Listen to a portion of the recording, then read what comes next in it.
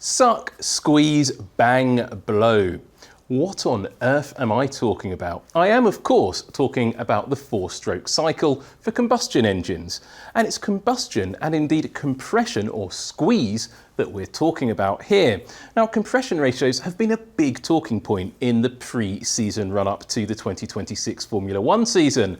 But what is a compression ratio? That's what we're going to be talking about today. What a compression ratio is, why it matters, and, well, what squeeze is all about. As you may have heard, in 2026, Formula One has undergone a massive transformation. The biggest ever change in the technical regulations in the history of the sport has been introduced. And that's seen almost every single aspect of the car significantly changed. In fact, I think the only parts of the car that are unchanged is the glass in the mirror housings and maybe some of the gears in the gearbox. But even then, they probably have to change due to the increased torque of the electric motors.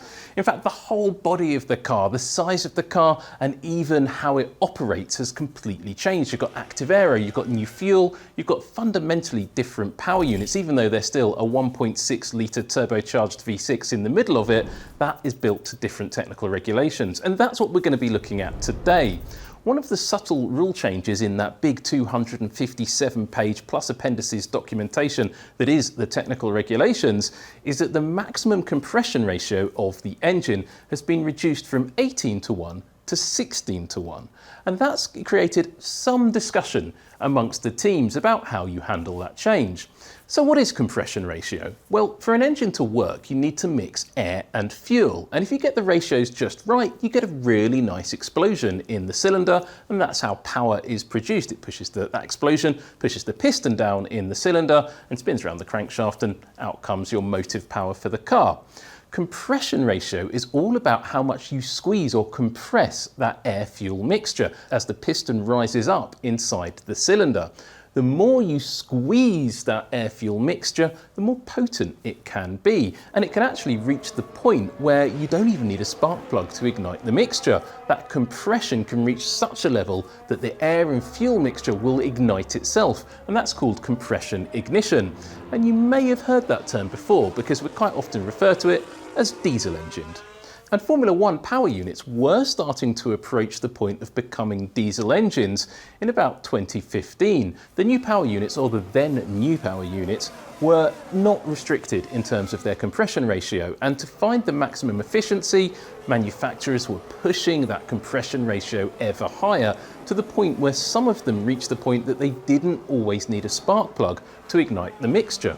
I like to describe that as the engines reaching a state of semi-dieselness, if you like. They weren't fully spark ignition engines, they were partially diesels. Now let me just talk about a little bit of terminology here, because quite often in the English language we refer to petrol engines and diesel engines, but that's not comparing like for like.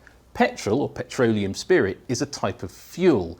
Diesel is a type of combustion process created by, well, Herr Diesel. He's a German engineer who came up with the idea and fell off a boat later on in his life, and that was the end of his life, everybody thinks. But the diesel engine process requires just compression to ignite that air-fuel mixture. And that's something that the teams and the manufacturers actually carried on with all the way through the previous rule set. In fact, Honda has been quite open that at the maximum compression ratio of 18:1 in the run-up to the 2025 season with their RA621H power unit and its Red Bull branded derivatives, they were actually quite reliant on the compression ignition taking part of the ignition process away in that combustion moment of the engine. And that gave them significantly good performance and significantly good power.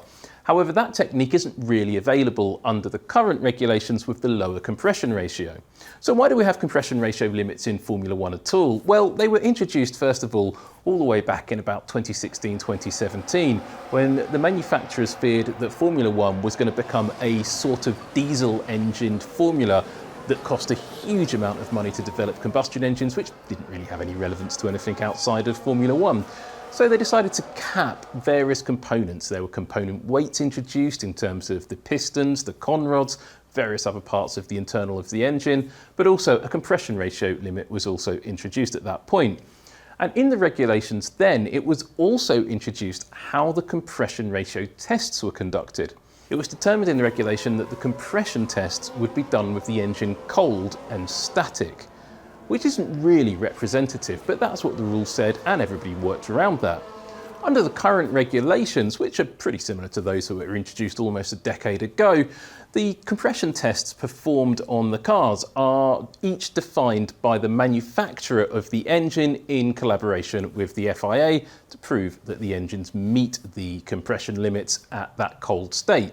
However, there are discussions going on at the moment about a change to those tests at the mid-season point this year. The manufacturers are going to get to vote on it, and if they vote to change it, there is a suggestion of introducing a new type of test which will test the power unit's compression at 130 degrees centigrade. Now, that hasn't been agreed or passed as yet, and it's still very much under discussion, but if it is passed, it could see some engineering work required by pretty much every manufacturer up and down the grid, just to make sure that they can conduct those tests properly and of course pass them.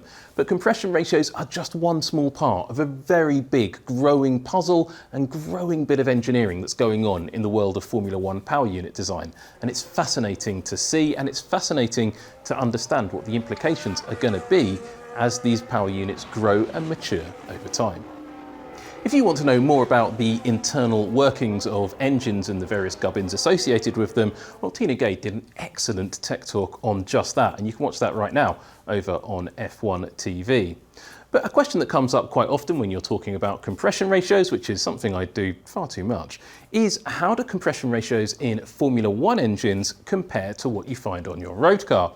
Well, back when I was at college and at university many years ago, the compression ratios in your typical runaround that you had at home was about 8 to 10 to 1. Now, those compression ratios on a petrol engine have increased significantly in recent years with the arrival of direct injection on most modern passenger cars. But also, if you look at diesel-engined road cars, you'll also see a much higher compression ratio for the reasons we explained earlier, because they don't require spark plugs to ignite the mixture. They just do it all with the compression. So you can see 15 to 22 to 1 as the compression ratios there, and some cars even have variable compression ratios, which makes them very efficient and very interesting and difficult to calculate, but that's not allowed in Formula One.